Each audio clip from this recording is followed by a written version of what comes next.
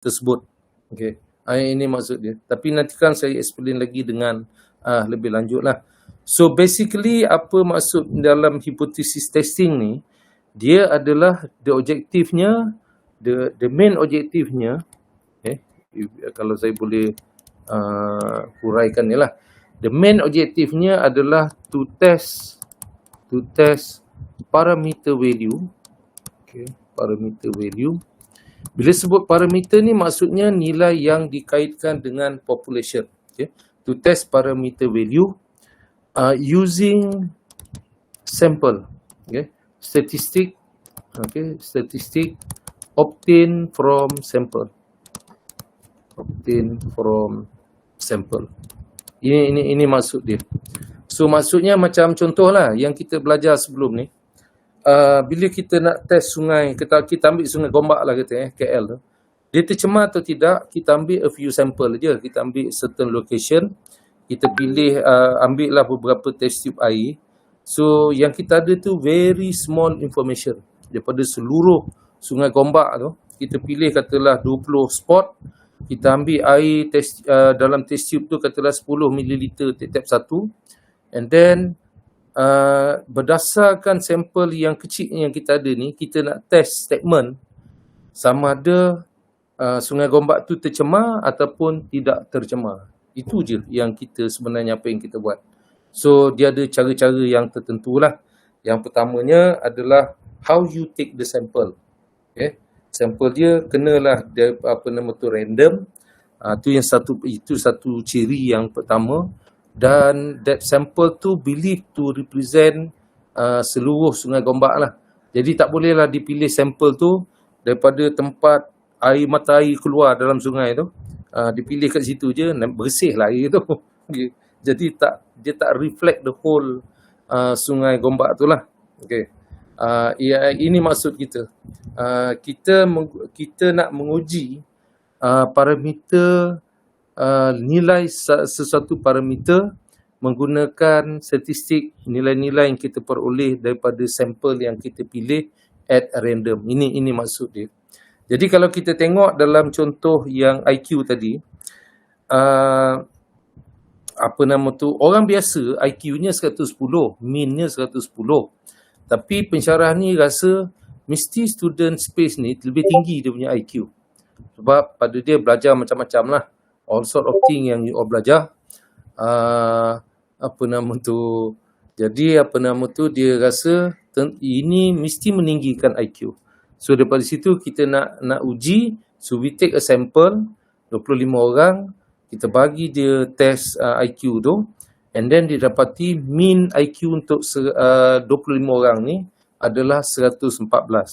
Dia lebih daripada 110 yang untuk kebanyakan orang lah. Jadi itu yang ini maksudnya lah yang kita cuba buat. We are testing the parameter value menggunakan statistik yang diperoleh daripada sampel.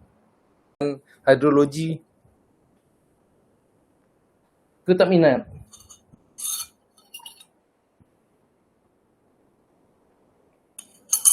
Okey, boleh sambung ni. Okey, Doktor. Alright, okey. Saya nak introduce tajuk hypothesis testing ni. Tadi introduction pertama, ni introduction yang lebih terperinci lah.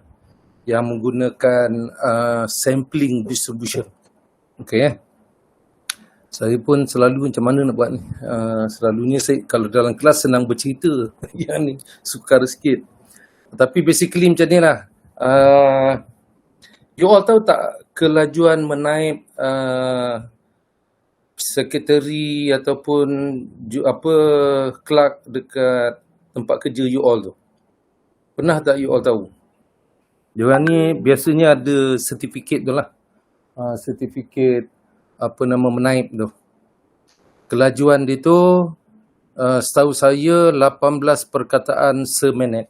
18. Okey. Itu 18 tu maknanya without error lah. Kalau kita ni error melambak. Okey. Yang ni dia without error.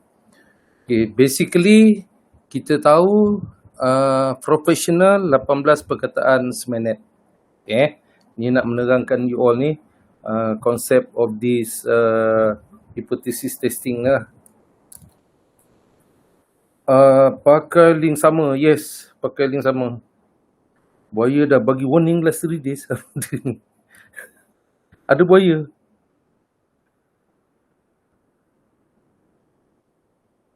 Ya betul ni. Ada orang tak ni?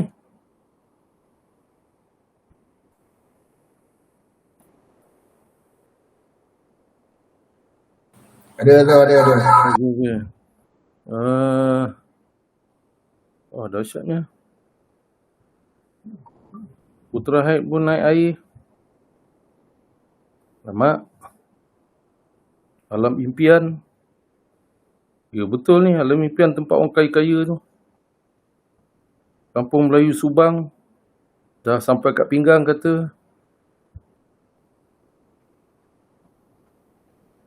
Uish.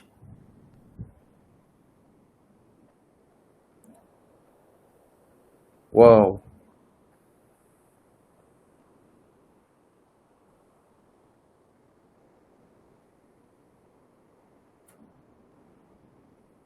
Okay. Pray for Kuala Lumpur. Lama.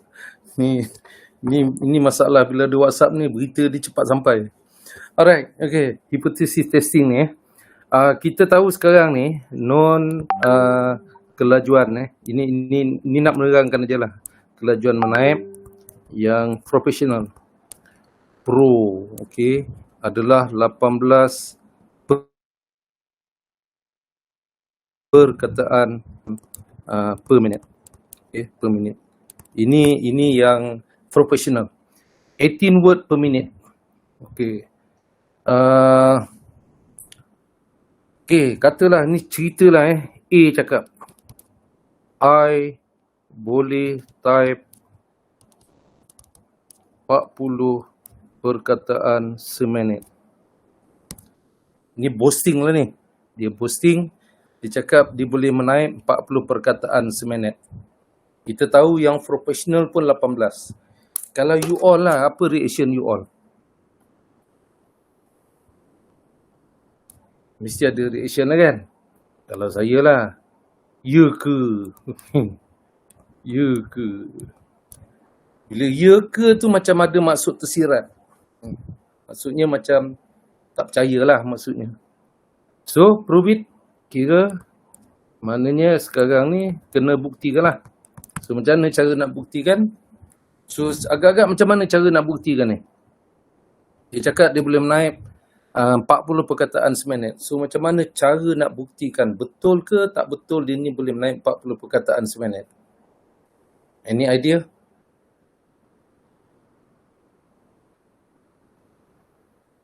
Kita suruh dia menaip lah kan? Okay, so dia suruh dia type. Suruh menaip. Berapa lama nak menaip?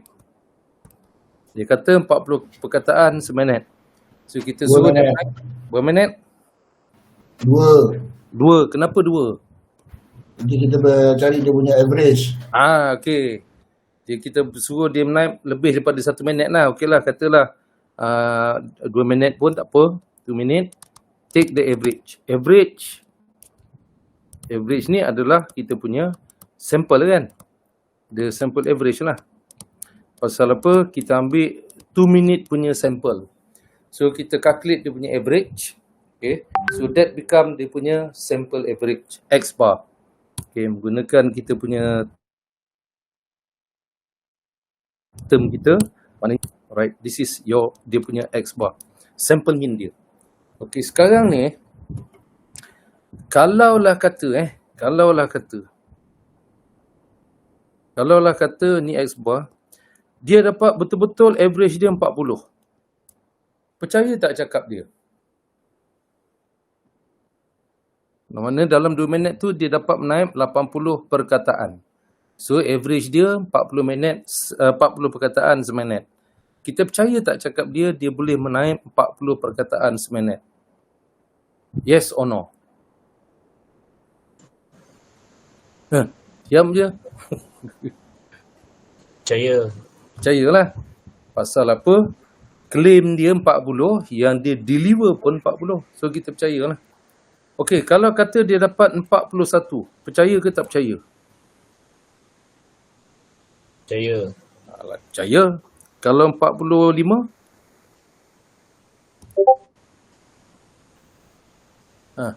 Kalau 45 macam mana? Percaya ke tak percaya?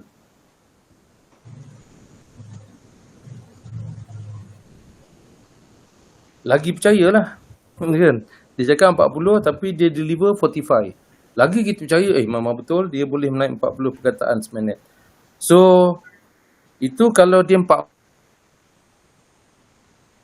atau lebih, kita memang percaya yang dia boleh naik 40 perkataan seminit. Now, what if dia dapat 39? Masih nak percaya ke tak percaya dia boleh naik 40 perkataan seminit? Yes or no? Kalau you all lah. Percaya. Yes. Kenapa masih percaya sedangkan dia kurang daripada 40?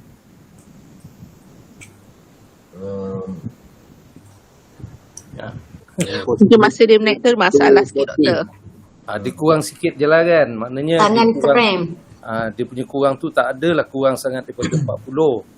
Dan in fact dalam statistik ni, dia kenapa kita masih boleh percaya? Sebab ada variation.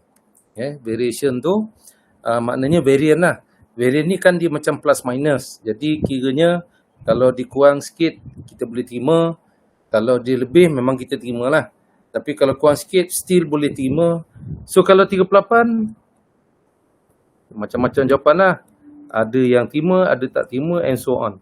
But of course kalau katalah dia dapat 5, definitely kita tak percaya. So somewhere along this line ada satu yang cut off point dia. Okay? Cut off point yang mana kalau dikurang daripada that value yang kita tak tahu lagi, kita tak percaya. Tapi kalau dia lebih daripada this value, ini kita percayalah. Kita percaya dia. Percaya dia iaitu percaya yang dia boleh menaik 40 perkataan seminit. So, macam mana cara statistiknya approach dalam ni? Yang kita ambil tadi ni X bar, sample mean. Sample mean X bar. Now, kita tahu X bar daripada sampling distribution kita, dia follow normal distribution dengan sum mean dan variance sigma kuasa 2 bahagi N. So, N kita tu, kalau dalam contoh ni, bilangan minit yang kita suruh dia type lah. So, kalau tadi ni 2 lah. Okay, 2 minit. So, kalau kita tahu variant dia, dan mean dia tu kita anggap betul lah dia boleh menaik 40, maknanya kita ada this kind of distribution. Okay. Dan kita ada somewhere kat sini, bawah kat sini, ini dia punya cut off point. Dan yang ini bawah ni, kalau kita set ni jadi macam alpha, dan maksudnya kalau di dalam the lowest alpha percent tu, the lowest alpha percent, untuk sample mean dia, kita tak percaya dia. Kalau dia lebih, kita percaya cakap dia lah. Okay. Itu kita punya approach dalam statistik, iaitu berdasarkan kita punya sampling distribution bagi whatever statistik yang kita pilih sebagai dia punya bahan bukti ataupun evidence akan kebolehan dia. Okay. So basically apa yang kita buat ni sebenarnya ini namanya hypothesis testing. Okay, hypothesis testing di mana dia ada 4 step. Okay, 4 step dalam tu. Step yang pertama tu, okay, 4 step dalam hypothesis testing. Yang pertama kita construct the hypothesis. Yang saya tulis ni tak ada dalam buku. Buku saya rasa approach dia tak macam saya punya approach lah. Yang pertama kita construct the hypothesis. Hypothesis ni ada 2. Okay. Iaitu yang pertama A dia panggil null hypothesis. Okay. Null hypothesis ni adalah a statement, satu pernyataan. A statement the parameter yang kita uji lah. Okay. A parameter equal a value. Dia bersamaan dengan satu nilai. Okay. So yang ni cara kita tulis dia adalah H sub O. Okay. H sub O. Lepas tu ada double dot ni. Apa dia panggil ni? Semicolon ni. Double dot ni. Ini umum dia theta. Theta tu parameter bersamaan dengan satu nilai. Ini parameter. Parameter kita boleh jadi min mu. Boleh jadi variance sigma kuasa 2. Boleh jadi kita punya proportion pi. Okey, yang ini adalah satu nilai.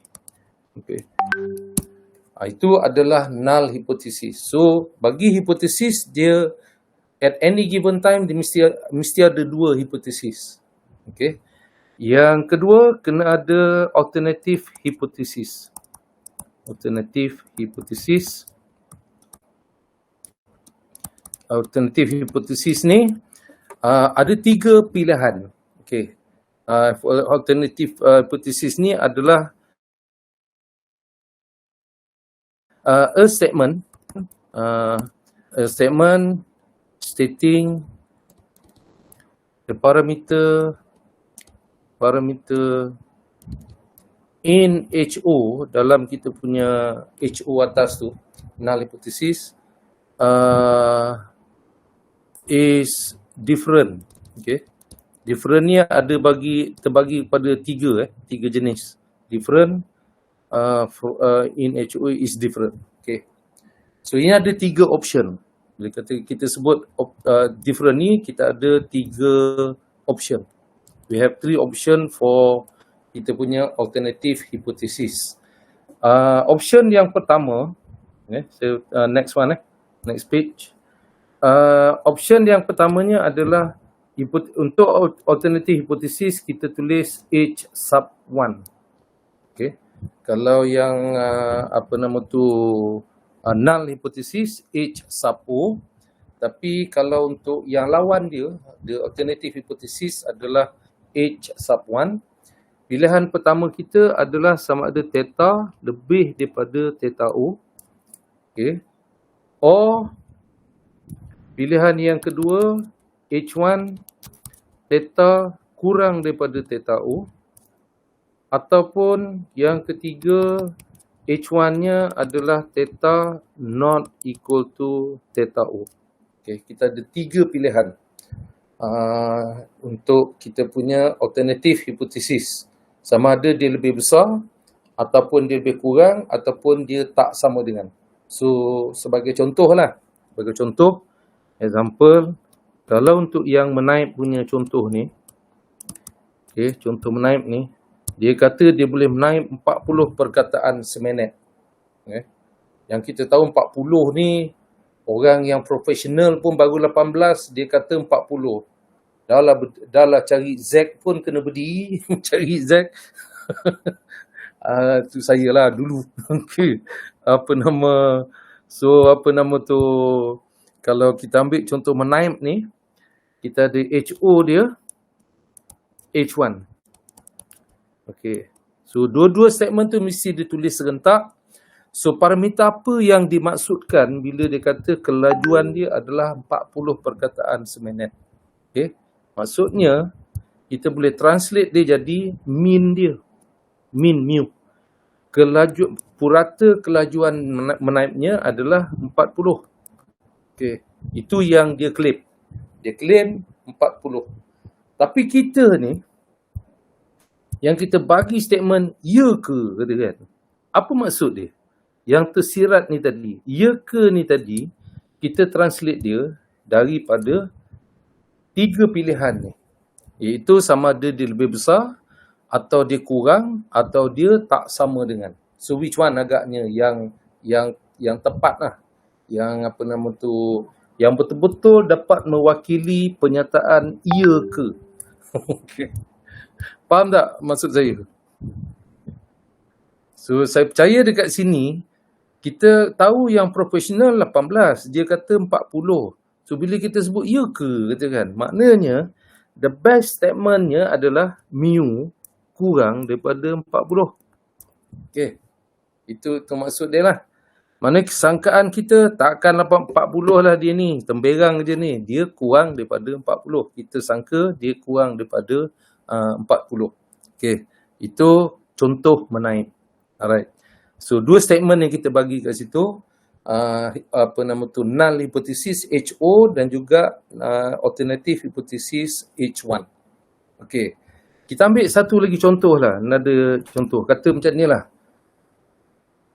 Saya kata gaji pensyarah adalah 4,000. You percaya tak?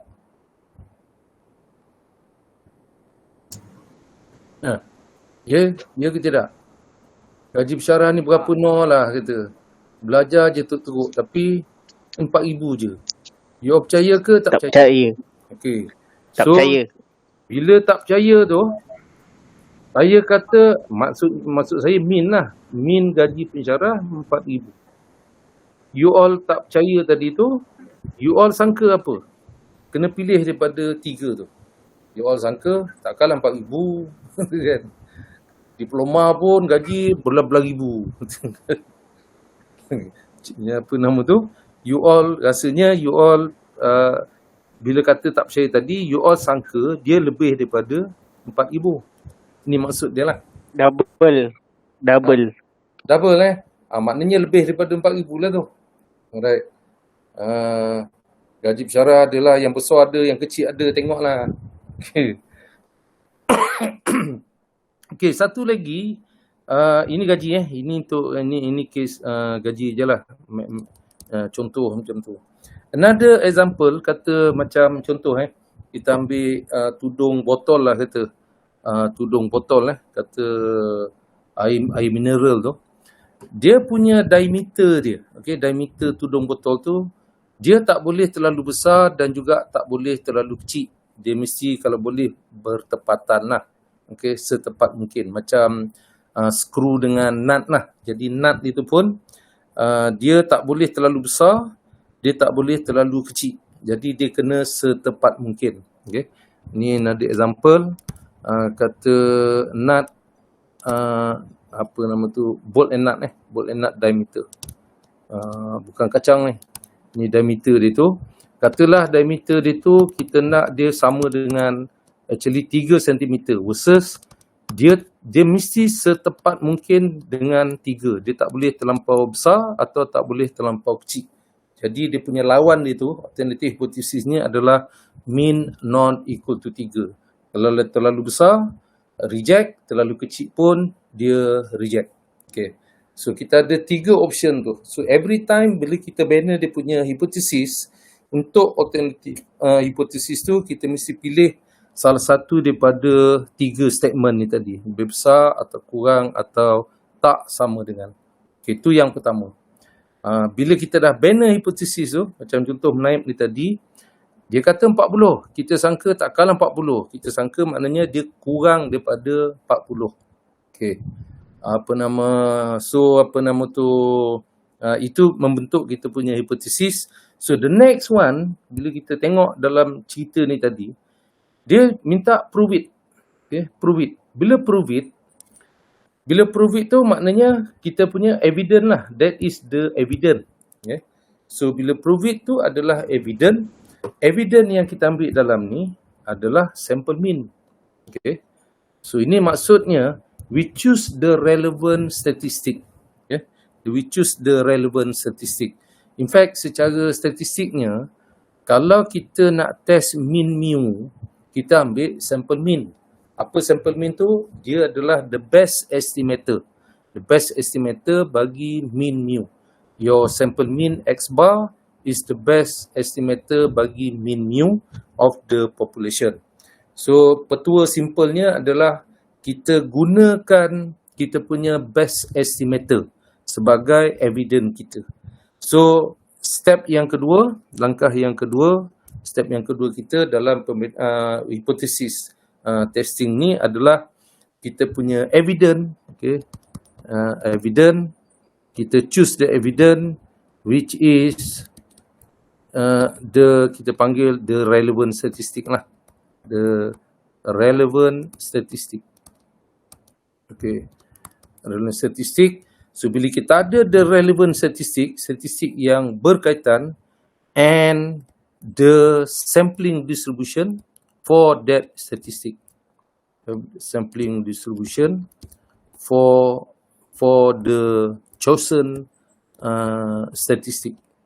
Jadi umpamanya macam tadi tu, kalau kita nak test mean ni 40 ke tak, kita ambil sampel mean. So kita bina dia punya sampling distribution bagi sampel mean. Dan daripada situ baru kita boleh pilih apa dia yang sesuai lah. Right.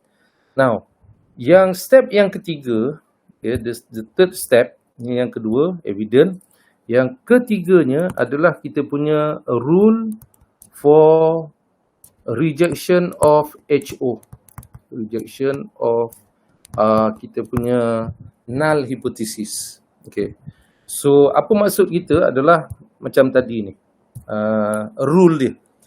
Yang belah sini ni, kalau dia lebih daripada this point, okay, rule-nya adalah kita rule accept HO. Apa HO tu? Dia betul boleh menaik 40 perkataan seminit. Kalau dia kurang daripada ni, ini kita reject HO. Maknanya dalam kes ini, alpha ni dia refer kepada rejection region. Rejection region of HO. Okay. Itu dia punya ketua dia. Rejection region of HO ni dia bergantung kepada statement H1 kita. Okay.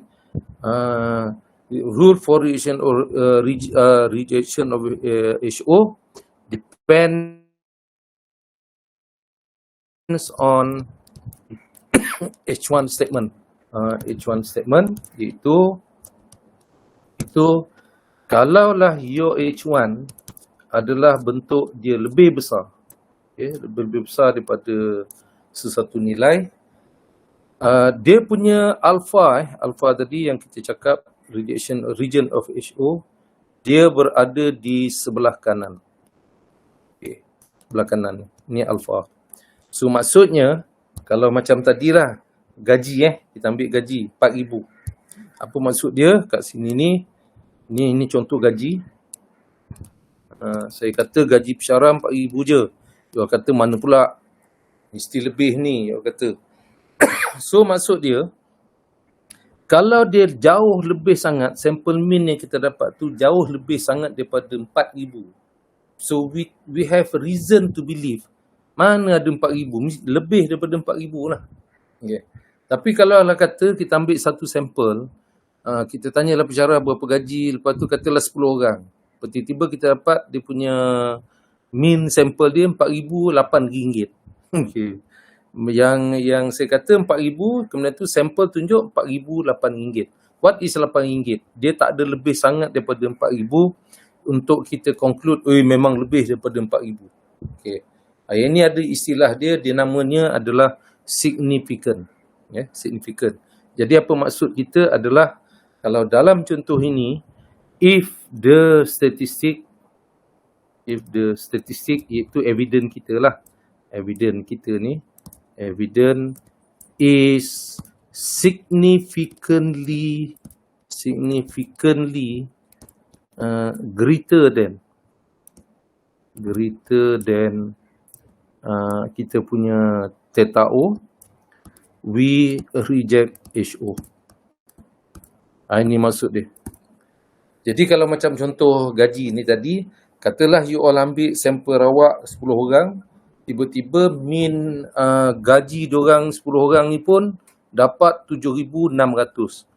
Banding dengan 4,000 memanglah jauh besar sangat daripada 4,000. 7,600 lebih jauh sangat besar daripada 4,000. Jadi kita boleh kata, memang betul lah, mesti dia memang lebih daripada 4,000. So pensyarah ni cakap 4,000 temberang je. Okey. Ini maksud significant. Significantly greater than. Dan ini yang memisahkan ni, this critical value ni yang memisahkan, yang belah kanan tu dia significant, yang belah kiri tu dia not significant compared to 4,000. Okey. Dia contoh macam ni lah.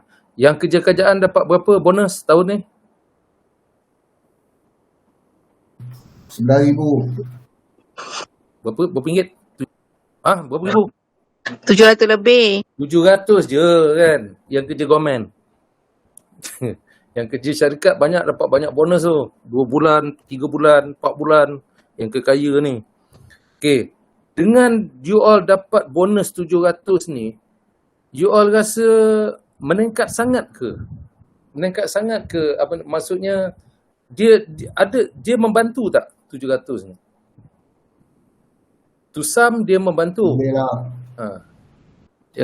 Ada untuk sesetengah orang dia 700 tu besar makna dia. Maknanya 700 tu is significantly helping orang ni lah. Tapi kalau katalah you all ni 700 lah, alah tak rasa benda lah, sekali keluar pergi tengok Spiderman ni pun. Dah tengok Spiderman Ni anak-anak saya lah sibuk dia pergi tengok apa tu, recommend saya pergi tengok Mala lah kata COVID ni. Pergi tengok Spiderman pun dah berapa ringgit habis kata. Jadi apa nama so untuk orang macam ni dia 700 tu tak signifikan lah, dia tidak membantu significantly. Ni maksud dia. Signifikan ni maksud signifikan macam tu lah. Tapi kalau lah kata dapat bonus 3 bulan tu barulah berasa kata orang betul-betul satu peningkatan yang bonus yang betul-betul membantulah, ini maksudnya. Okey, itu adalah yang kalau kata statement kita adalah lebih besar. Kalau dia punya statement H1 kita ni dia kurang daripada theta, kurang daripada theta O,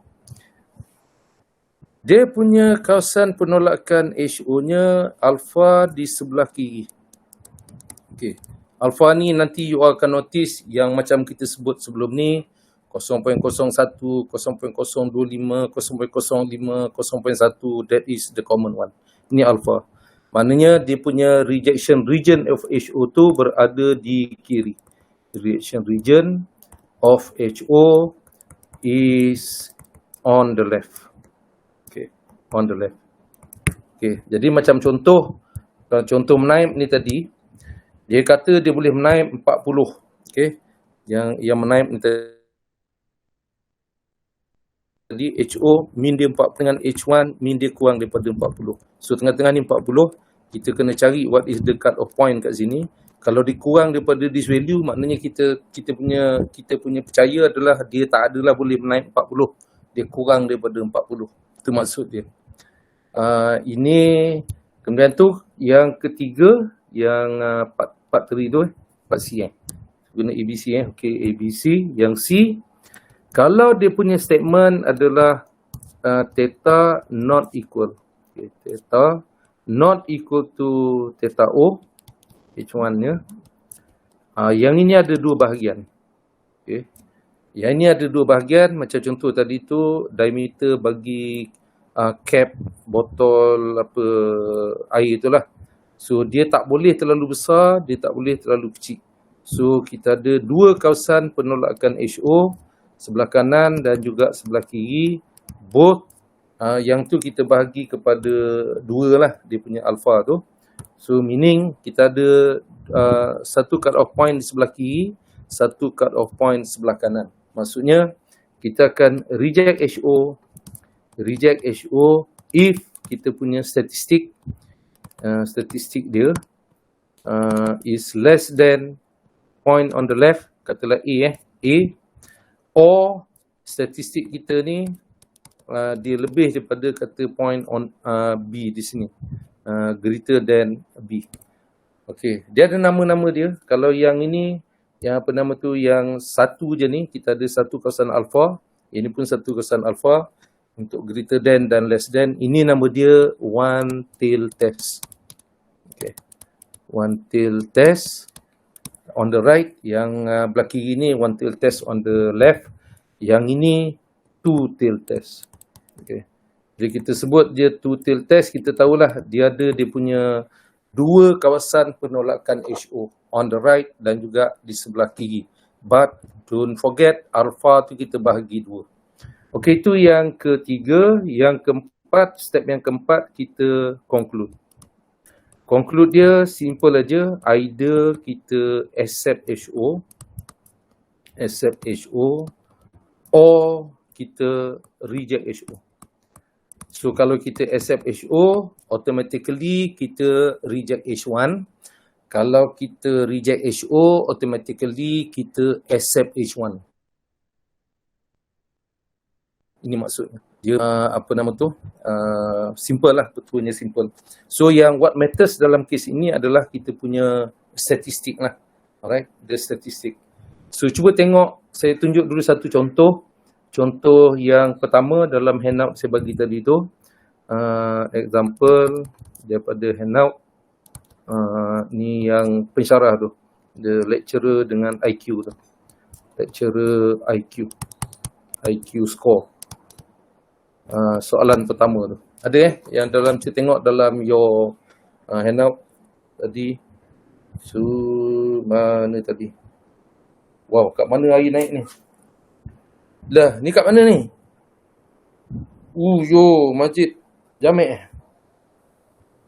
Oi. KL dijangkau jam tersan sampai hujung bulan ni, Dr. Mak. Oi, aduh. Pindahlah. Ini ada kait-mengait dengan apa nama tu, global warming ni ke?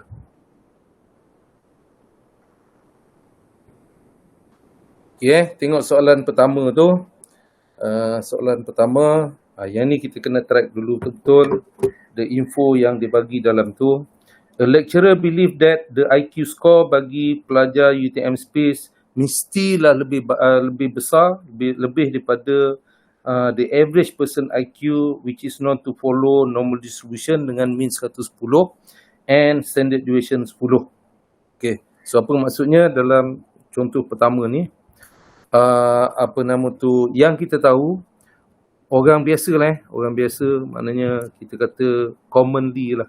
Commonly, dia kata dia follow normal distribution. Ni kata IQ, ini follow normal distribution, mean dia 110, standard deviationnya adalah 10, so maknanya variance 10/2. Ini commonly.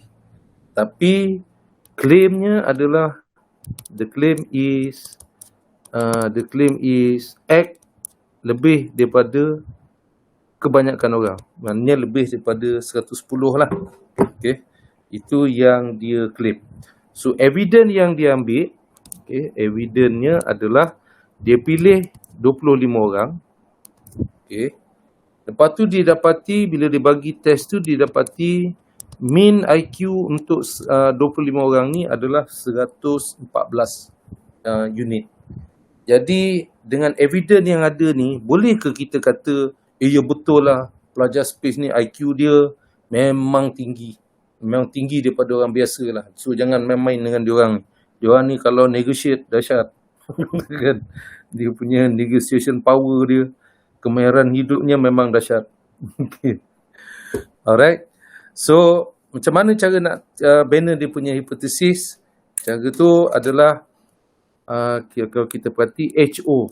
Okay, we are talking about the parameter mean. Mean-nya adalah 110.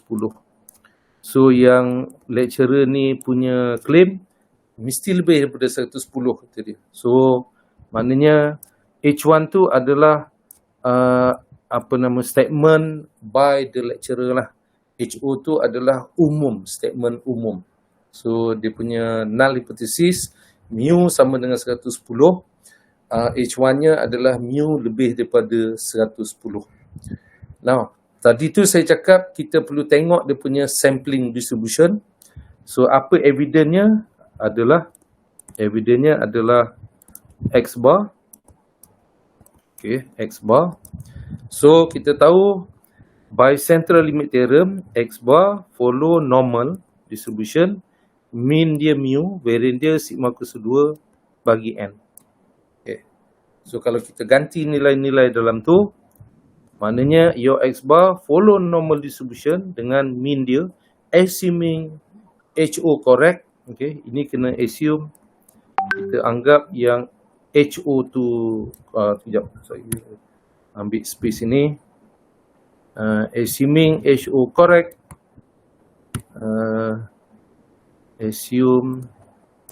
assuming HO is correct, Maknanya kita anggap yang HO tu betul.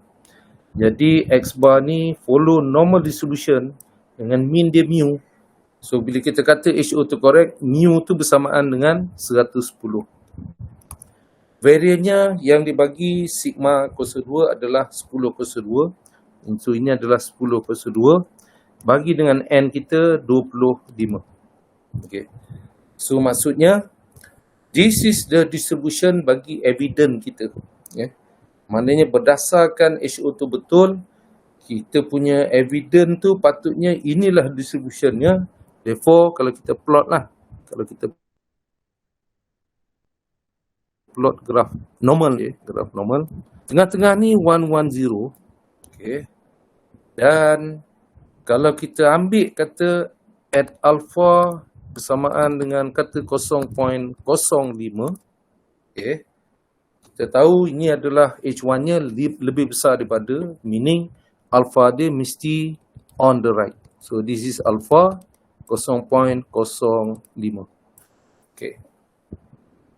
So kita baca daripada table, apa nilai Z alpha ni? Iaitu Z alpha ni adalah Z 0.05. So ini kita buka dalam your table. Saya percaya table 4 Table 4 untuk yang normal distribution yang dia ada point tu. Okay, table 4. Ini dalam table 4. This is table 4. Table 4, muka surat 34. Kita tengok alpha 0.05, 0.05, bacaan ni adalah 1.49. Positif. Kenapa positif? Sebab kita tahu alpha belah kanan tu, tengah-tengah tu Z-nya adalah kosong. Jadi kalau sebelah kanan, surely Z-nya adalah positif. So is 1.6449. So evidence yang kita ada ni tadi, X bar dia 114. So apa nilai 114 ni? Apa Z dia sama dengan apa? Okay. Jadi bila kita dapat Z dia 114 ni, sample mean 114, apa nilai Z dia? Dan kita boleh tengoklah nilai tu jatuh dalam kawasan alpha, okay, atau dia jatuh dalam kawasan bukan alpha. Kalau dia jatuh dalam kawasan alpha, kita reject HO. Ini maksud dia. So yang ini berdasarkan this distribution. Based on this distribution, kita perlu cari apa nilai bar dia, 114, apa nilai Z pada X bar at 114. Now, kita dah tahu sebelum ni, kalau ini distributionnya, kita nak dapatkan nilai Z-nya, dia adalah X bar tolak mu bagi sigma bagi punca kuasa N. So kalau gantikan dalam tu, X bar kita adalah 114. Tolak mu-nya adalah 110. Sigma kita adalah 10. Bagi punca kuasa 2, 20. You akan dapat ni bersamaan dengan 2. Okay. So kita punya pada nilai sample mean 114. Nilai Z-nya bersamaan dengan 2. So dia ada nama kita bagi nama ni. Ini namanya Z test. Okay. Z test tu maksudnya nilai Z dia pada evidence yang kita ada. Iaitu pada sample mean 114 ni. So ini Z test. Z testnya adalah 2. So bila kita tengok 2 tu dekat mana? Okay, where is this 2? 2 ni. So kalau tengok 2 tu lebih daripada 1.6449. Okay. Dia jatuh dalam kawasan alpha. Therefore, since, kalau saya boleh tulis ni lah, since your Z test is Z 0.05, itu 1.6449, ya, kita reject HO. Okay, reject HO. Bila kita reject HO, automatically you must accept H1. Okay, automatically kita accept H1. So bila kita accept H1, Ini imply and accept H1. Ini accept H1. So bila kita accept H1, yang kita boleh conclude situ adalah ni conclusion saya tulis kat atas to get this in one page. Conclusionnya adalah there is evident mean IQ pelajar space ni, pelajar lebih daripada 110. Maknanya tu punya sangka tu ada kebenarannya lah. Alright. Ini kelas dalam highway ke ni? Siapa ngantor ni? Faizi. Hati-hati Rauda, dalam air je nampak jujur. You all ni dalam air nampak jujur. Okey. Boleh ini form the basic. In fact, saya sebenarnya nak paksa you all buat berapa soalan tu. Paksa you all buat ni dalam handout saya tu. Follow cara yang sama, tapi be careful dengan dia punya statement. Sama ada on the left ataupun on the right, ataupun dia tak sama dengan. Okay. So, you dah ada contoh ni. Cuba buat nombor 2. Nombor 2, lepas siapa yang boleh buat tu, proceed dengan nombor 3. So, try number 2. Okay. Nombor 2 tu. So, menggunakan cara yang sama lah. Okay. Tapi information yang ada tu berbeza. Okay, nombor 2 ni. Nombor 2. Ada orang ke tak ada orang ni? Ada, Doktor. Ada, Doktor. Ada, Doktor. Alright, thank you. Nombor 2, cuba baca nombor 2. Nombor 1 ni ada apa-apa soalan tak? Anything? Kalau tak ada, kita boleh cubalah nombor 2, tapi you all cuba dulu. Okay, nombor 2. Doktor, Doktor, nak tanya yang dekat conclusion tu kan, yang lepas perkataan IQ tu apa There is evident. Okay. Mean IQ? IQ pelajar Okay. lebih daripada 110. Alright. Okay. Thank you, Doktor. Maknanya betul lah kata macam apa yang pensyarah tu sangka lah. Bukan kata betul lah. Maknanya we have evidence. Yang kita ada ni evidence 25 orang je. Doktor, Ya. Doktor yang bawah tu since Z apa tu Doktor? Since Z test. Oh, Z test Ni Z test yang ni. is more than yang dia punya statement tu Doktor. Ni since Z test lebih daripada Z sub 0.05 yang bersamaan dengan 1.6449 kat sinilah. Ini yang 1.6449. Yang Z test ni kita dapat 2 kan. Sekejap saya pergi next page kalau kita plot ni alpha dia belah kanan. Kenapa belah kanan? Sebab kita punya statement H1 kita adalah lebih besar. So bila kita ambil alpha tu 0.05, Z 0.05 tu berada di kanan, di bersamaan dengan 1.6449. Okey. Dan evidence yang kita ada iaitu Z test. Z test tu kita dapat 2. Ni Z test yang kita calculate dengan formula tu bersamaan dengan lebih daripada 1.6449. Itu maksudnya dia jatuh berada dalam kawasan alpha. Therefore, dalam kes ini, since Z test tu, Z test yang sama dengan 2, ini lebih daripada Z 0.05, iaitu 1.6449, kita reject HO lah. Okay, reject HO. So automatically bila kita reject HO mesti terima H1. Okay. So bila reject HO je maknanya mesti terima H1. So what is H1? H1-nya lebih daripada 110. Jadi conclusion kita ini kalau Statement ni kita tulis macam ni aja pun dah cukup. Apa maksudnya? Kita accept H1 lah. Ini maksudnya. Accept H1. Bila accept H1 tu, maknanya dia lebih daripada 110. So apa yang kita boleh kata secara conclusion yang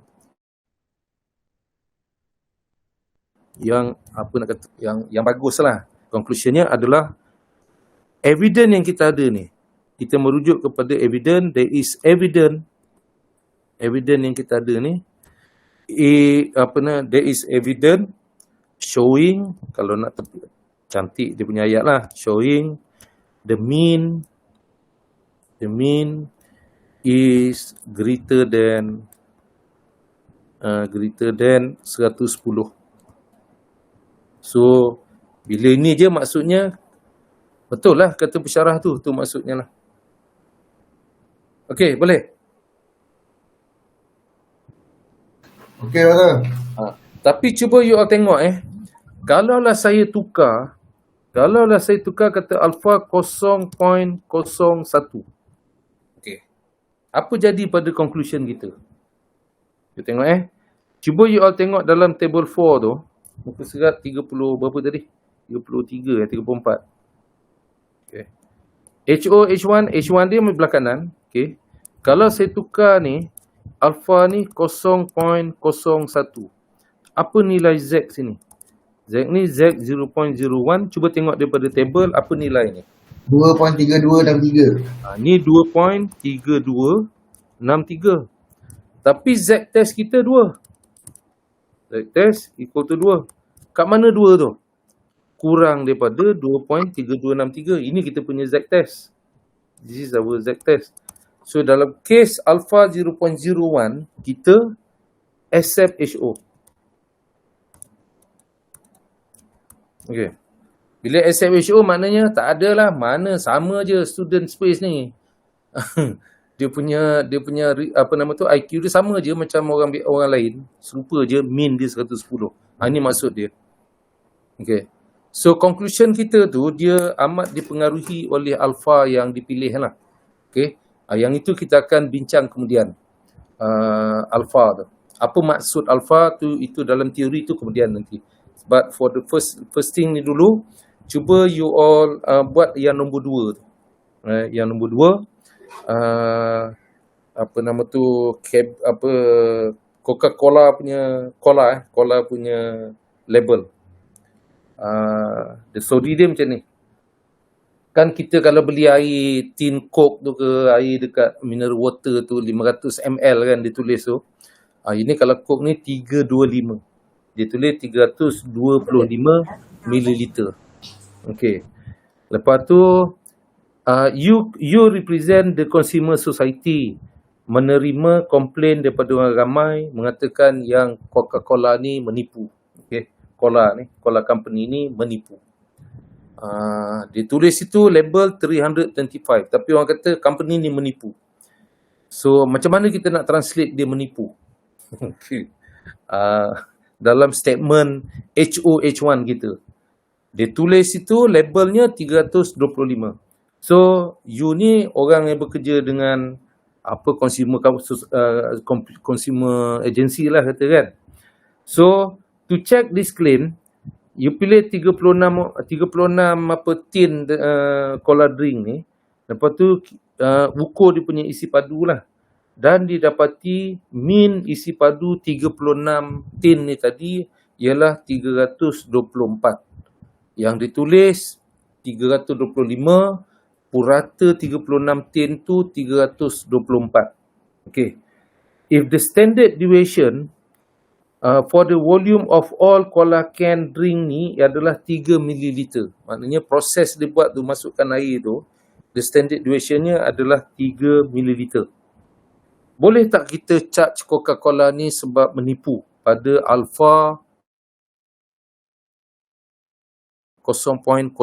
Translate macam mana kita nak buat, macam mana kita nak tulis statement kita H1 dalam in term of parameter. Dalam contoh ni it should be the mean lah. Okay. Yang boleh reflect Coca-Cola company ni menipu. Okey. Aha. Ini saya nak you all cuba ni dulu. Sekarang saya bagi jawapan dia. Berapa minit nak? Hari ni kelas lama tau. 10 minit. 10 minit. Okey, alright. 10 minit. You all cuba buat tu. Jawapannya adalah accept HO. Coca-Cola company tu tak menipu. Okey. So 10 minit. Ada nak share?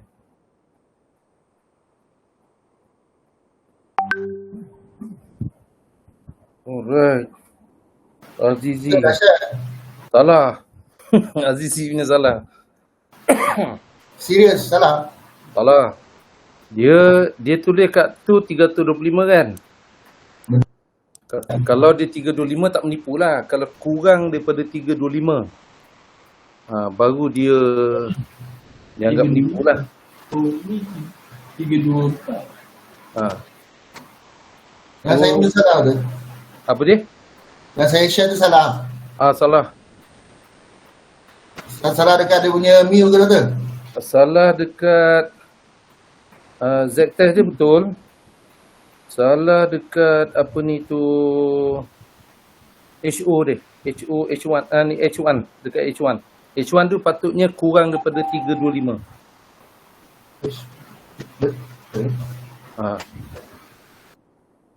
Pasal kita nak capture dia menipu atau tak menipu kan.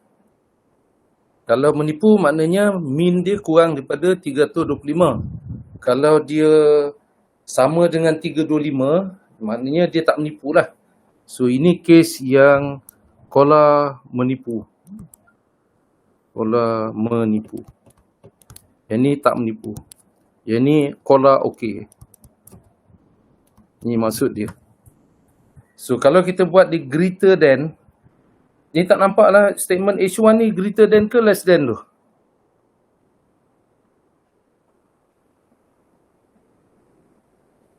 Patutnya dia kurang daripada. So daripada data yang kita ada,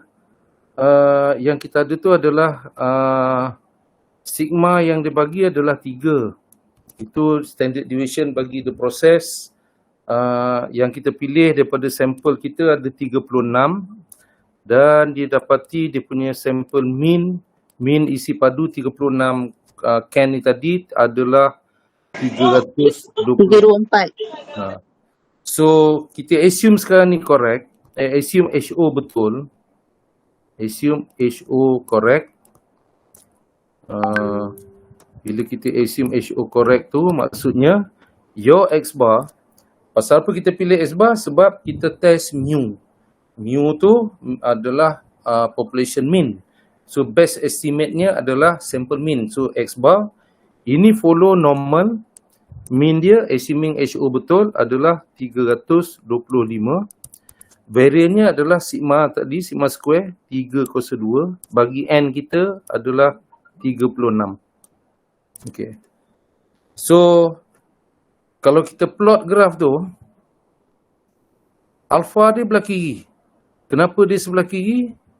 Sebabnya statement H1 kita adalah kurang daripada. Ni alpha 0.01.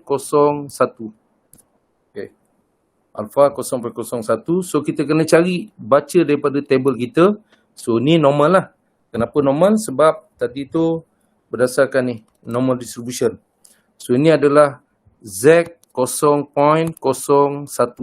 Tapi jangan lupa, oleh kerana ni sebelah kiri, tengah kiri ni, dia negatif lah. Okay. So negatif, baca daripada table 4 tu, 0.01 adalah 2.3263. So oleh kerana tu dia negatif 2.3263.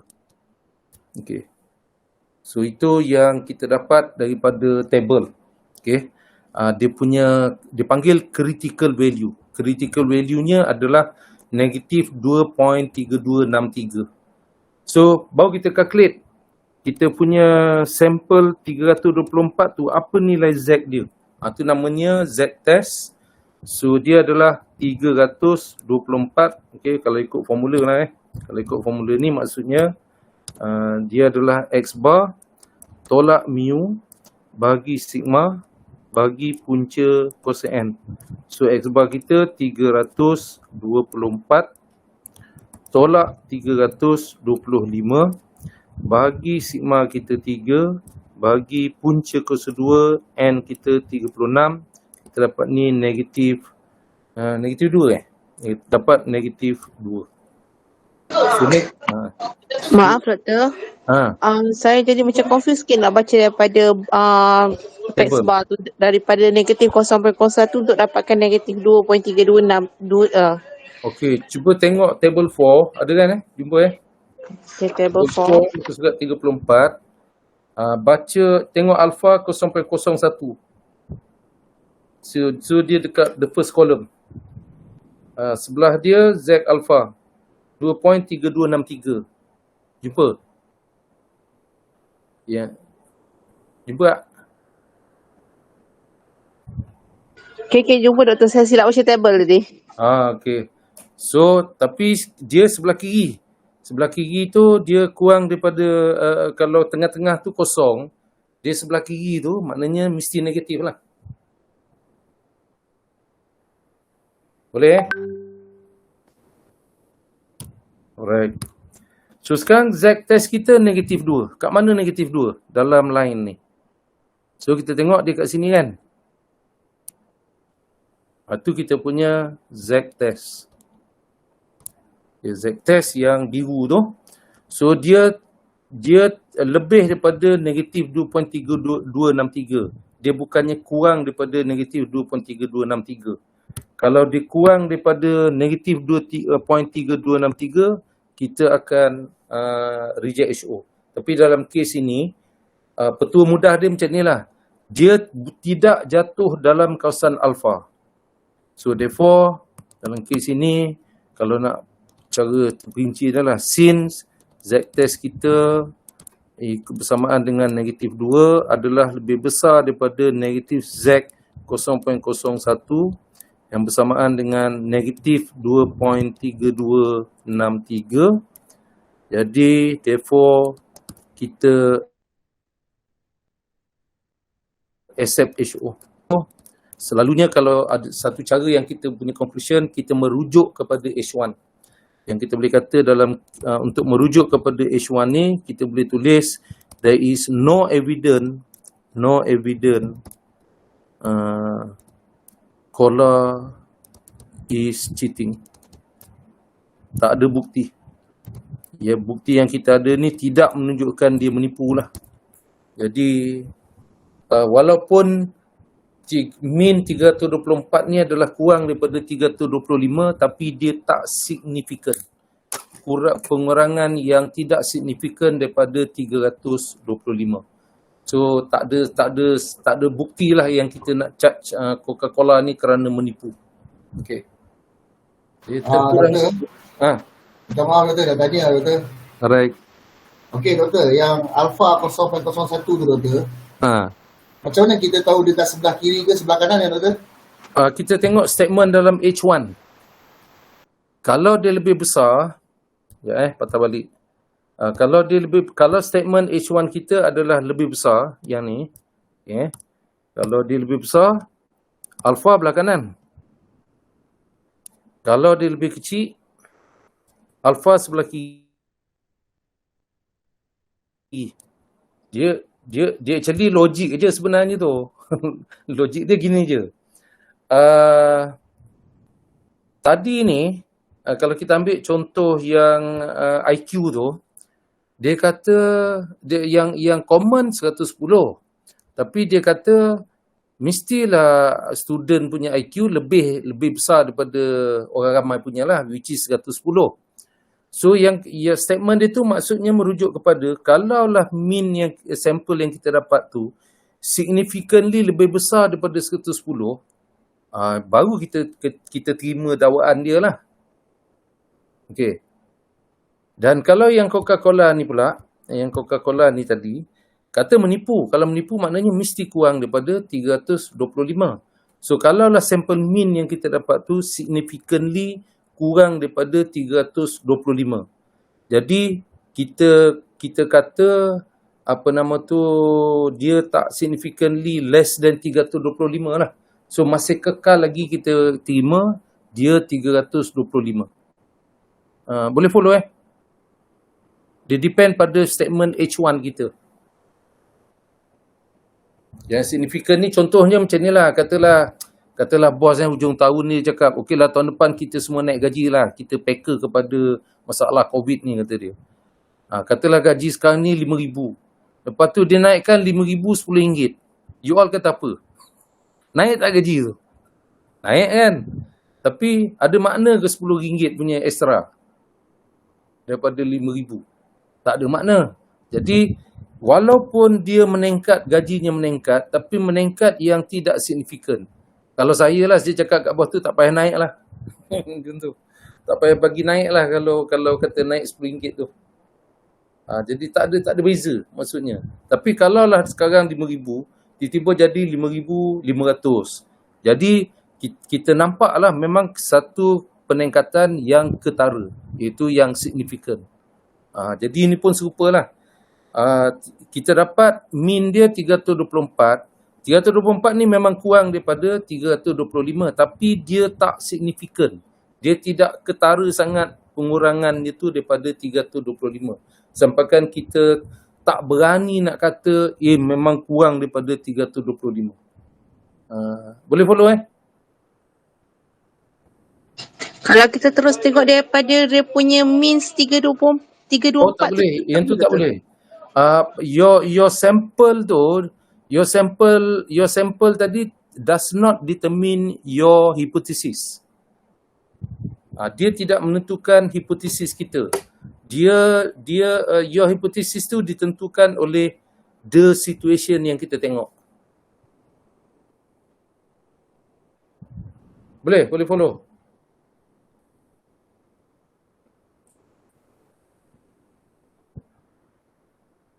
Okey. Yalah kalau macam contoh ni, yang Coca-Cola ni kan, tiba-tiba saya dapat sampel 326. Kan lebih daripada 325. Kita tengok apa jadi. Kalau katalah you buat your hypothesis tadi tu berdasarkan kita punya sample mean. Yang kita dapat ni 326. So your hypothesis mu sama dengan 325. Lawan dia H1 mean lebih daripada 325. Cuba tengok Kita nak test tadi dia menipu atau tidak menipu. Okey. Kalau kita terima HO, apa conclusion kita? Coca-Cola menipu ke tak menipu? Tak menipu. Tak menipu kan? Min 325. Kalau kita reject HO, maknanya mesti accept H1. Kita punya conclusion apa? Dia lebih daripada 325. Dia bukan kita kata dia sekadar bukan menipu, tapi dia bagi lebih lagi. Jadi statement ni, kalau kita tengok dalam ni statement ni, dia ni not cheating.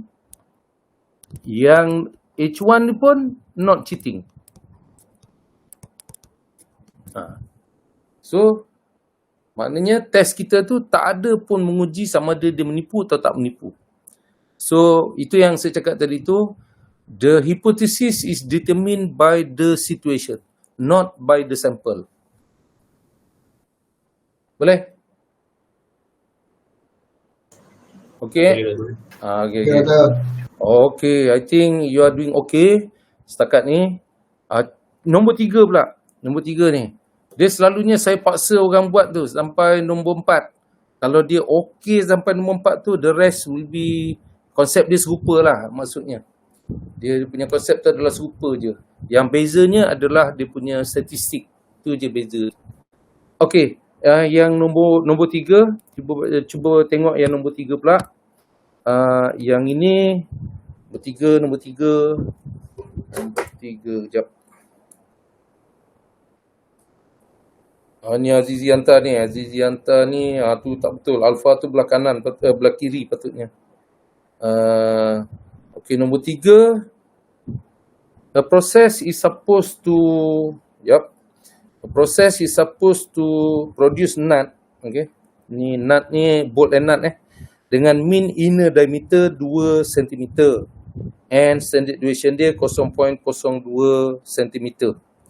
The diameter ni is a critical dimension where it cannot be too large ataupun terlampau kecil. So apa yang dia buat adalah dia pilih 30 nuts ni produced by this process menunjukkan mean diameter dia 2.06 cm. Thus the process produce nut with mean diameter at significant level alpha 0.05. Okay, yang kita ada X bar, mean yang kita ada adalah 2.006. Okay, 2.006 2.006. Dan yang kita tahu mana tadi 2.006. Okey, 2.06, sorry. 2.06. Yang kita tahu adalah dia punya standard deviation of the process adalah 0.02 cm. Yang kita pilih sampel kita sebanyak 30.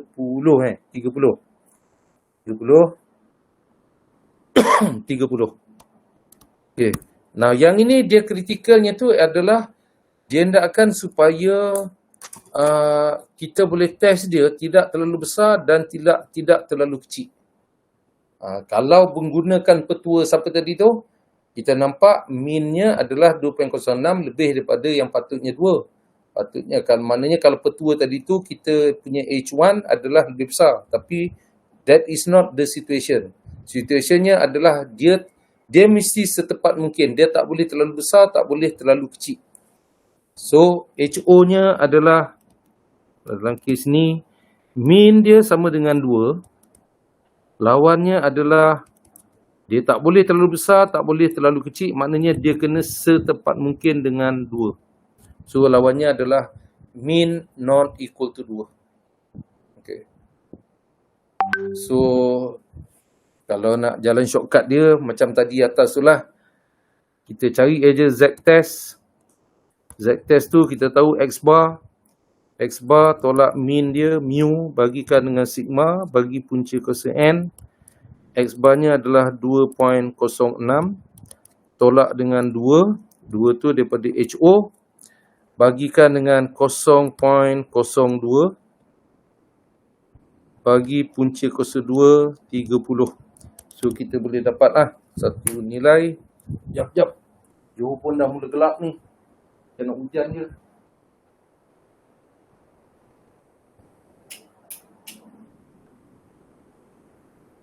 Okay, one moment.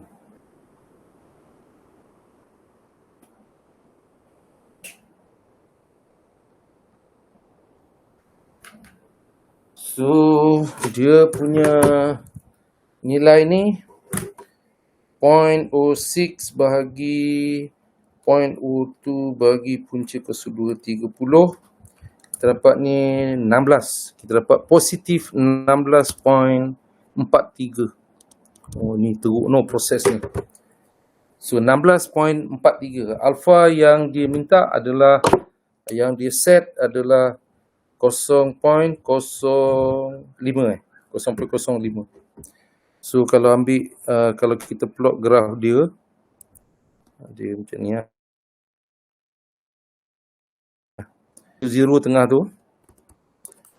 Alpha 0.05 maknanya kita kena bagi 2. Ni pasal dia not equal tu. Bila not equal tu, kita kena bahagi 2 alpha tu sebelah kanan, sebelah kiri. Ni alpha per 2. 0.05 divide by 2. So, 0.025. Sebelah kiri pun serupa lah. Ini 0.025. So, kita baca daripada table 4. 0.025, alpha 0.025. Ini adalah 1.9. Ini positif 1.96 di sebelah kanan. Dan sebelah kiri ni adalah negatif Z 0.025. This is negatif 1.96. Okay. So, kalau terujuk page 34 tadi tu. So, kita dapat Z-test kita nun jauh ke ujung tu. Terlampau jauh. Ini adalah kita punya Z-test yang bersamaan dengan 16.43. 3. So, accept HO ke reject HO? Dia punya tu adalah jauh sangat daripada kita punya critical value, jatuh dalam kawasan alpha. Therefore, kita reject HO. Bila reject HO, kita boleh kata there is evident. Evident tu kita punya sample lah. Evident the mean is not 2 cm. So ini actually quality control punya approach, inilah dia caranya yang dia buat. In fact dia guna graf lah, dia tak ada guna kira macam ni. Dia ada graf dia. Siapa yang pernah involve dalam statistical quality control, monitoring process, inilah cara sebenarnya yang dia buat. Tapi kalau dalam di kilang-kilang, dia tak pakai alpha 0.05, dia pakai alpha yang jauh lebih kecil daripada tu. Kalau tak silap saya, alpha yang dia pakai 0.00128. Ya, 2275.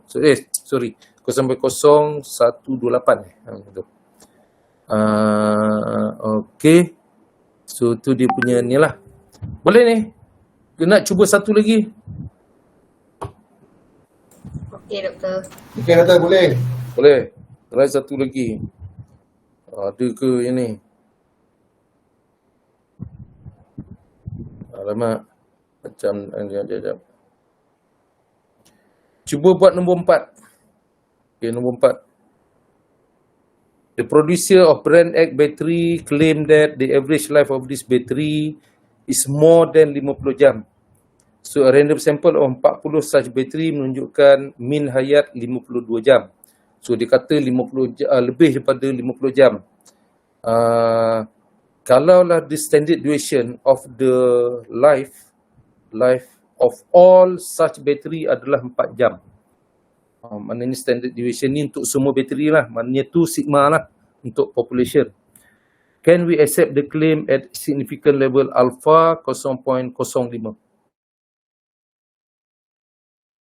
Okay, you all cuba tu. Number 4. Dia very easy yang ni. Very straightforward.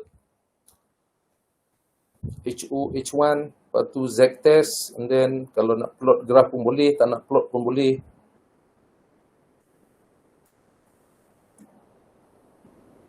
Boleh share dalam WhatsApp group.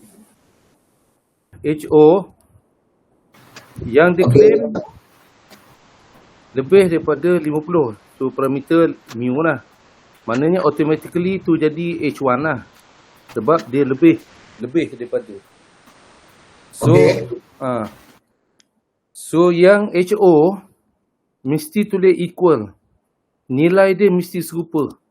Kalau bawa H1 tu 50, yang dekat HO tu mesti sama 50. So HO mean dia 50, H1 dia yang dia claim tu lebih daripada 50. Right. So Z test. Ini Z test. Kenapa guna Z test? Sebab tadi itulah X bar follow normal, mean dia 50, lepas tu variant dia yang dia bagi tadi tu berapa? 4 4/2. So maknanya kalau nak tulis lah detailnya, tak tulis ni pun tak apa. Tapi kalau untuk note kita lah, assume HO correct. Assume HO betul. Dia memang sentiasa kita always assume HO tu correct. Assume HO correct. So kita punya evidence X bar follow normal distribution dengan mean dia 50. Variantnya adalah sigma dibagi 4. Okay, so sigma square. So kuasa 2. Bagikan N dia berapa? 40 40. Okay. So kita cari dia punya Z test lah. Z test tu maksudnya apa nilai Z pada nilai sample mean yang kita dapat. So sample mean yang kita dapat adalah 52. So ni adalah 52. Our X bar is 52. Tolak mu nya 50. Bagikan dengan sigma 4 bagi punca kuasa 2. N kita 40. So dalam calculation 3.16. Dan alpha dia berapa? Alpha 0.05 So at alpha 0.05 dia plot the graph ni satu approach lah. Kalau tak buat ni pun tak apa. So kita tengok yang ni greater than, okay. So ini segmen ni greater than kan. So bila greater than maknanya alpha tu sebelah kanan 0.05.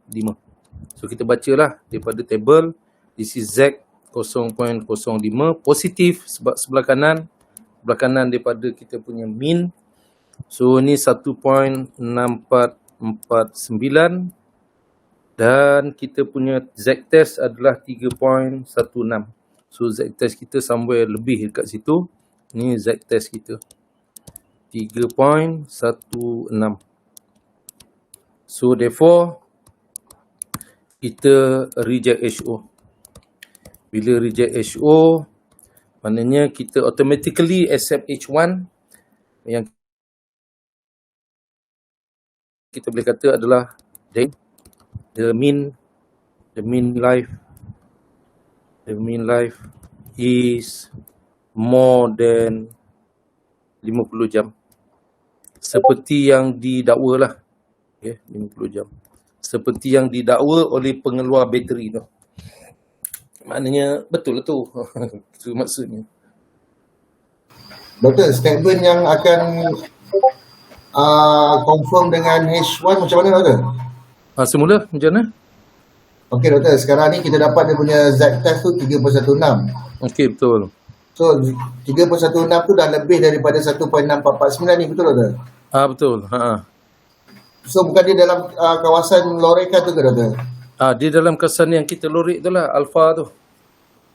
Jadi kenapa kita tak accept HO tu Sebab dia apa nama tu jatuh dalam kawasan alpha. Petua dia, kalau dia jatuh dalam kawasan alpha, kita punya Z test tu, kita reject HO. Kita tengok kita tengok logik dia lah. Kalau 50 dah kan, X dia. So ini actually kita boleh calculate. Actually daripada nilai ni kita boleh calculate apa cut off point untuk X bar tu.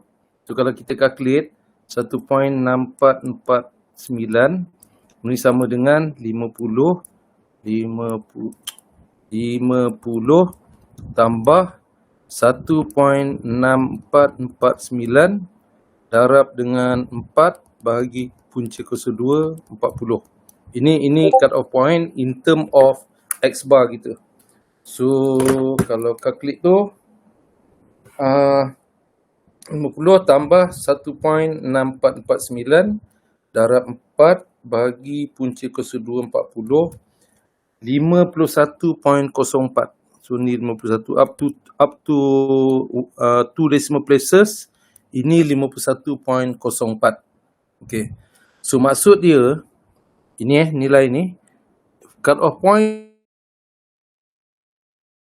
sini adalah 51 point. Maksudnya kalau sampel mean yang kita dapat tu lebih daripada 51.04, kita reject HO. Tapi yang kita dapat ni 52 kan. Dia jauh lebih ke depan ni. So ni 52. 52 ni adalah lebih besar daripada cut off point kita 51.04. Tapi instead of kita guna calculate nilai X bar yang sebenar ni, okay, di mana cut off point dia, kita guna kita punya Z aja. Kita convert, kita tahu dia punya, ini dia punya critical value, iaitu nilai Z kat sini lah, daripada cut off point tu. So kita kira je kita punya Z test untuk sampel kita. So kalau dia lebih dari itu, reject HO. So mana itu approach yang kedua lah. Dia banyak approach lah, tapi pada saya yang termudah dia, kita plot graph. Lepas tu kita identify alpha dia kat mana. And then kalau kita punya test statistik tu berada dalam kawasan alpha, reject HO. Boleh follow? Okey ni. Okey doktor. Ini basic tau. Yang ni baru basic ni. Dia kalau kita boleh okey ni, insya-Allah lepas ni very easy. Boleh saya sambung? Kita buat kelas sampai maghrib, lepas tu kita break sampai berapa lama? And then kita sambung balik lah kemudian nanti malam. Hari ni pun you all nak keluar apa, hujan kan? Nak pergi beli barang sikit. Takut besok hujan tak boleh keluar. Banjir terus. So nak beli barang pukul 7. Yeah, kita teruskan. Right. So yang kita tengok tu, dia petua kita tu dia sama macam kita punya sampling, confident interval untuk mean mu. Kita ada case kan. Yang kita ada case tu adalah variant dia diketahui, variant tak diketahui, saiz sampel besar, variant tak diketahui, saiz sampel kecil. Ini pun super. Same thing. Okay. Cuba you all baca pula nombor 5. Just so nak get the idea dia lah. Nombor 5 tu. Nombor 5 soalan ni macam nombor 4 juga. Tapi kalau baca betul-betul. Standard deviation yang dibagi dalam nombor 4 tu adalah merujuk kepada the population. Okay, nombor 4. Okay. Iaitu yang dibagi, if the standard deviation, itu nombor 4 if the standard deviation of the life of all such battery, all. Bila all tu maknanya population. Itu sigma. Tapi cuba baca nombor 5. Nombor 5 tu, the producer battery sama je. The average tu more than 50 hours. Lepas tu random sample 40 bateri menunjukkan min hayat 52 jam with standard duration 4 jam. Okay. Now, nombor 4, sigma dibagi, standard duration dibagi adalah population. Itu adalah sigma. Nombor 5, standard duration dibagi 4 tu, sample ke population?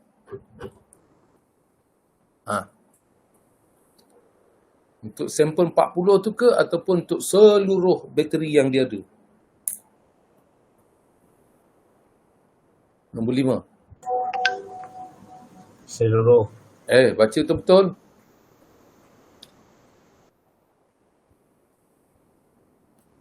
Kita tengok tu betul tu. With standard deviation. So, nombor 5. A random sample of 40 such battery menunjukkan min hayat 52 jam with standard duration 4 jam. Maknanya dengan standard duration 4 jam untuk sampel tu. So nombor 5 tu berbeza daripada nombor 4 di mana standard duration yang dia bagi dalam tu adalah sampel. Okay. So for number 4, sigma adalah 4. For number 5, sigma ni tak tahu. But kita ada sample standard deviation dia 4. Okay. Jadi kalau you all recall dalam you all punya confident interval lagi tu, kita ada case di mana sigma diketahui, sigma tak diketahui, saiz sampel besar ke, saiz sampel kecil. So nombor 5 ni super juga, petua dia super. Ini adalah case sigma square unknown. Bila unknown tu kita besar ke kecil. N ni adalah 40. Petua kita kalau dia lebih besar atau sama dengan 30, kita guna Z. Okay? Kita guna normal distribution. Ini pun super. So dalam kes ini, HO dia super. Mean equal to 50 pula, 50. Okay. Same thing. Dia lawan dia yang dia kata min hayat baterinya lebih daripada 50. So case yang kita ada ni adalah sigma square unknown. Jadi apa yang kita guna adalah Z. So nama dia Z test. Ini sama dengan X bar tolak mu bagi sample standard deviation bagi punca kosa N. So macam yang petua kita punya tu lah. Confident interval tu. So X bar-nya adalah 52 tolak 50 bagi sample standard deviation 4 bagi punca kosa 240. Kita dapat sama juga 3.16. Okay. Cuma yang membezakannya adalah ini S, yang tadi tu adalah sigma. So petua dia super, alfanya 0.05. So sebelah kanan, kenapa sebelah kanan? Sebab statement H1 kita greater than. So ni Z 0.05. Le Cousimmois 1.6449. And then ini kita punya Z test 3.16. So therefore kita reject HO. Bila reject HO macam tadi, accept H1, conclusion kita, inilah bukti yang menunjukkan yang min hayatnya tu lebih daripada 50 jam seperti yang didakwa. Okey. Boleh ni? Boleh nampak? Dia kaitan dia dengan chapter sampling distribution dan juga kita punya estimation chapter. Okay. So to recap daripada hari tu, H1 tu standard Standard tu maksudnya cara kita bina dia super. Yang membezakan dia adalah case case dia. So saya buat summary kat sini. Test for mu, case yang pertama, kalau varian diketahui. Yang kedua, kalau varian tu tak diketahui. Yang ni terbagi kepada 2, N dia adalah besar. Kalau satu lagi, N dia kecil. So statistik yang kita guna macam hari tu juga, ini adalah Z sama dengan X bar tolak mu bagi sigma bagi punca kuasa N. Of course bila Z tu maksudnya dia follow normal distribution lah. So kita kena baca kita punya critical value daripada kita punya normal table. Alright. Kalau yang 2A ni, ini pun kita guna Z juga, sampel besar. Kita tak tahu dia punya variant order population. Kita guna X bar tolak mu bagi S bagi punca kuasa N pun dia follow normal distribution. Tapi yang ini kita guna T. Ni X bar tolak mu bagi S bagi punca kuasa N. Ini follow T distribution dengan degree of freedom dia N. So cara kita guna tu super. So alpha belah kanan ke belah kiri itu semua bergantung kepada H1. Dan juga statistik yang kita guna tu perlu kita refer kepada table yang betul lah. Okey. So saya tunjuk dulu satu contoh. Ada yang nak keluar ya malam ni? Terpaksa? Ada, Cik. Balik kau berapa? Sekejap je. Dalam pukul, so kalau nak start balik pukul berapa?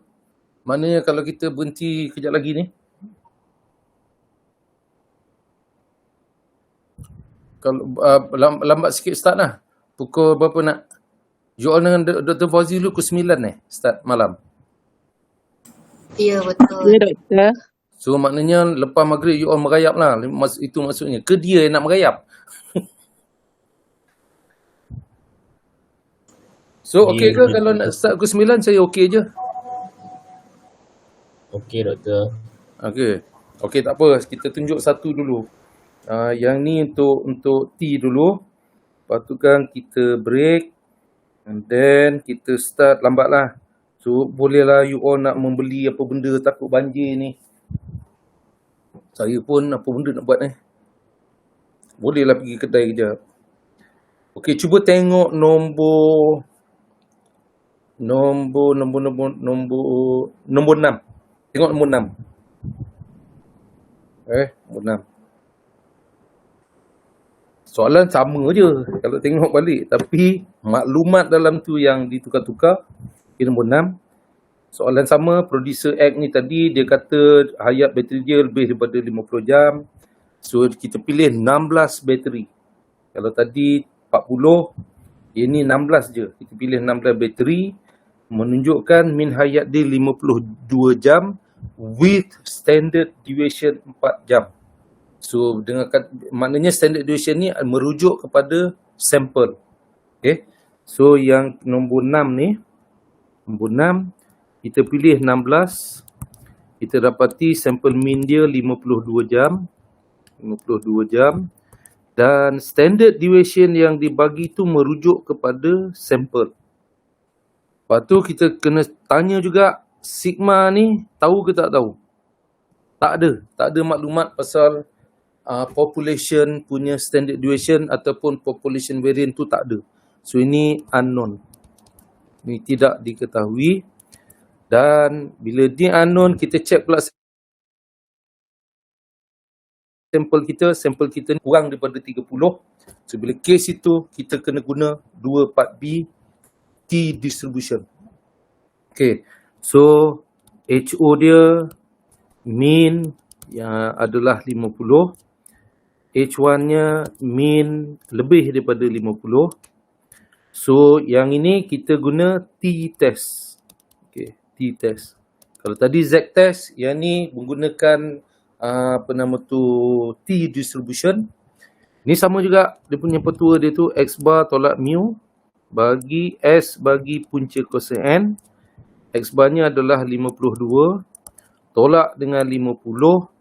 Bagi S adalah 4. Bagi punca kuasa 2, 16. So, bila selesaikan, kita dapat ni bersamaan dengan 2. Okay. So, T-test kita bersamaan dengan 2. Pada nilai sampel min 52, nilai T-nya adalah 2. So, we check dengan T distribution. So, kalau kita plot graf tu, tengah-tengah ni kita tahulah sebelum ni T tu tengah tu kosong. Macam normal jugalah. Alpha ni sebelah kanan. Pasal apa sebelah kanan? Sebab H1-nya greater than. So, alpha ni sebelah kanan. Alpha. Berapa nilai yang diset alpha? Yang diberi adalah 0.05 juga. So, this is 0.05. The case yang ini, unknown dan size sampel kecil, kita guna T. Okay, berdasarkan ni, kita perlu baca daripada T distribution. Okay. Dengan degree of freedom-nya adalah N tolak 1. So, this become positive T, alpha dia 0.05, degree of freedom-nya adalah N 16 tolak 1. So, kalau tulis properly, T 0.05, 15 degree of freedom. So, ni sama dengan baca your table T tu. Muka surat ini table 5. Okay, table 5. This is table 5. From table 5. Ish. Ada betul lah benda ni. Table 5. Okay, kalau kita baca alpha 0.05, turunkan ke bawah sampai degree of freedom-nya bersamaan dengan 15, 1.753. Positif 1.753 daripada table 5. So, apa keputusan kita? Accept HO ke reject HO?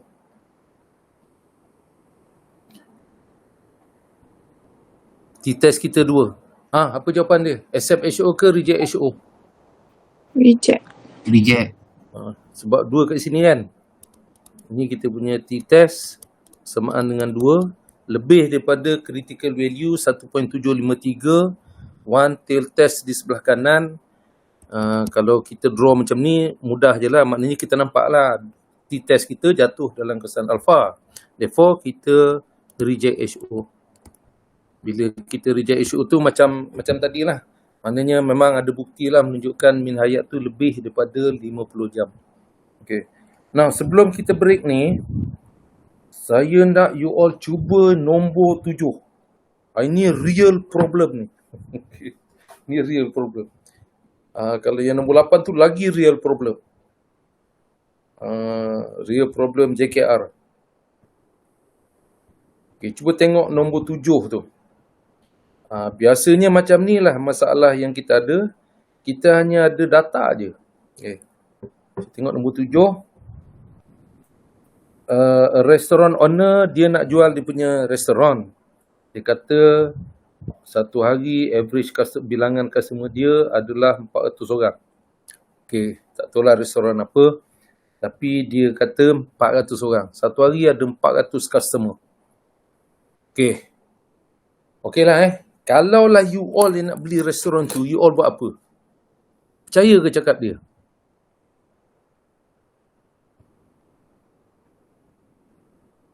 Tak. Habis tu, kalau tak percaya, you all nak buat apa? Buat test. Macam mana cara buat test? Survey harga. Kita survey lah kan. Maksud survey tu, kita duduklah dalam restoran tu, perhatikan satu hari berapa orang. Inilah yang dia buat. Okay. So, kita perlu test dulu. Dia perhati untuk 7 hari je. Dia duduk kat restoran tu pagi sampai ke malam, makan free. Okay. So, dia conducted, potential buyer conducted his own observation at the restaurant selama 7 hari.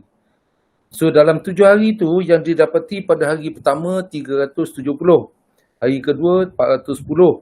Hari ketiga, 380, 400, 420, 370, 380. Now, dia fikir nak beli ke tak beli. Jadi, dia perhati, dia buat dia punya survey sendiri. Dan inilah data yang dia dapat. So, dengan data yang dia dapat ni tadi, wajar tak dia beli restoran tu? Kalau kata betul, tadi itulah orang tu kata 400. Okay. So, mana cara nak buat ni? Anyone? Kita ada data je. Cari min dulu. Okay, cari min. Tu carilah min dia. Min dia 390 ada. Macam mana? Min dia 390. Okay, min dah kira Okay. So, X bar dia kita dapat 390. Standard deviation dia berapa? 20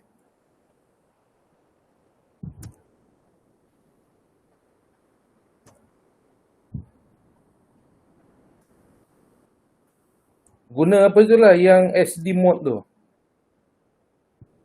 Tahu kan guna dia? Dalam test tadi pun dia keluar benda tu.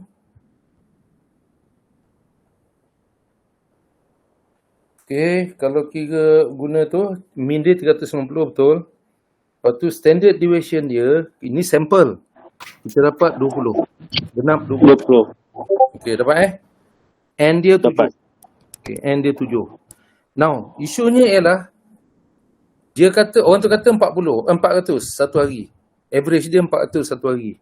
So, kita nak beli ke tak beli?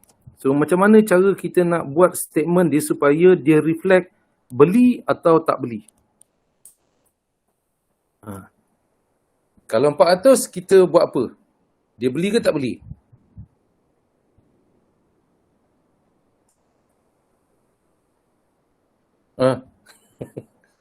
Orang tu kata 400. Okey lah, dia perhati dulu.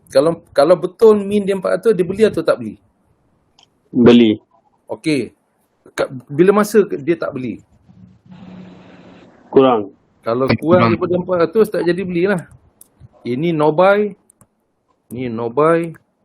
Yang ini buy. Ni maksud dia. Kita yang kena translatekan statement beli tak beli tu in term of mathematics statement dia tu. In term of numbers lah. Alright. So ini case ni no sigma. Mana ada sigma?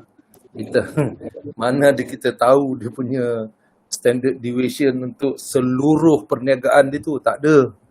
So case ni sigma unknown, N dia kurang daripada 30. So guna T. Daripada petua kita ni yang macam sebelum-sebelum ni pun ni kita guna T ni.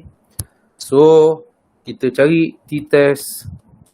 T-test tu sama dengan 390 tolak HO 400 bagikan dengan standard deviation S kita 20, bagi punca kuasa 2, 7. So ini adalah negatif 10, bagikan dengan 20, bagi punca kuasa 7, kita dapat negatif 1.32. Up to 2 decimal places, negatif 1.32. Nah ini H1 dia kurang daripada.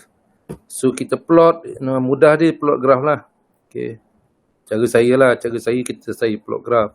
Ada orang dia tak guna cara ni, dia guna petua lain. Tapi saya ingat yang ini lagi mudah faham kot. Okey, alfa belah kiri ke kanan? Kiri. Kanan. Mana kanan? Kita tengok betul-betul. Kan statement H1 dia kurang daripada. So kalau kurang daripada, maknanya HO dia, alfa dia di sebelah kiri lah. Okay. Sebelah kiri.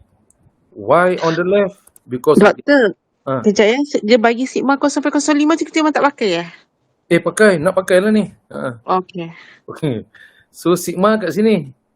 Dia punya, so kita cari nilai ni. Oleh kerana ni adalah kurang daripada, jadi ni jadi negatif lah. Negatif T. Kenapa dia negatif? Sebab tengah-tengah ni kan kosong. So belah kiri ni mesti negatif lah. 0.05. Degree of freedomnya adalah N tolak 1. 7 tolak 1. So negatif T. 0.056 degree of freedom. So tengok dalam table 5 kita. T distribution. 0.05 T adalah 6, 1.943, negatif 1.943. Okay. Kita dapat apa tu? Kita punya t-test negatif 1.32. Kurang ni, dekat sini lah. So ni kita punya t-test. Negatif 1.32. So accept HO ke reject HO? Accept. Okay. So kalau accept HO apa maksudnya? Should buy. Kena beli lah. Pasal apa kena beli? Dah 7 hari makan free kat situ. Boleh? Nampak tak yang ni?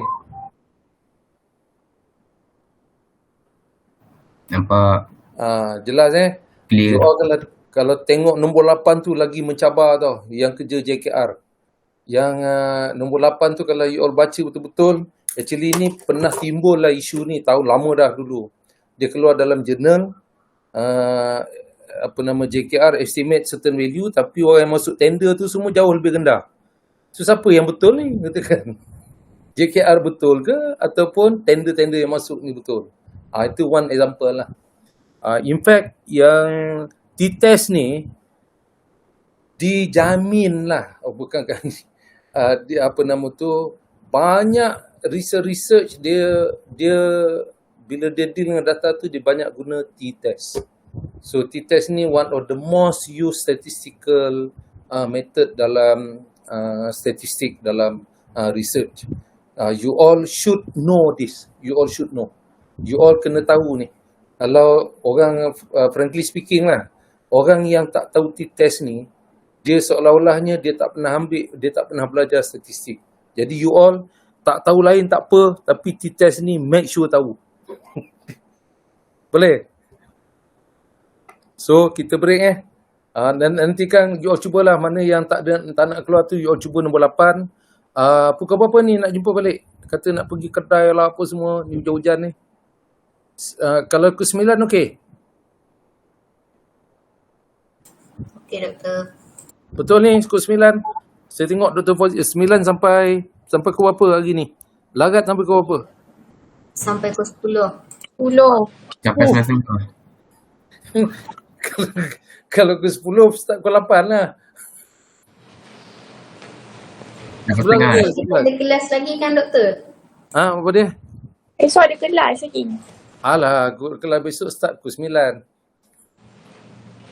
Alah, kita buatlah sampai tengok larat mana. Cakap tulis je pukul 11.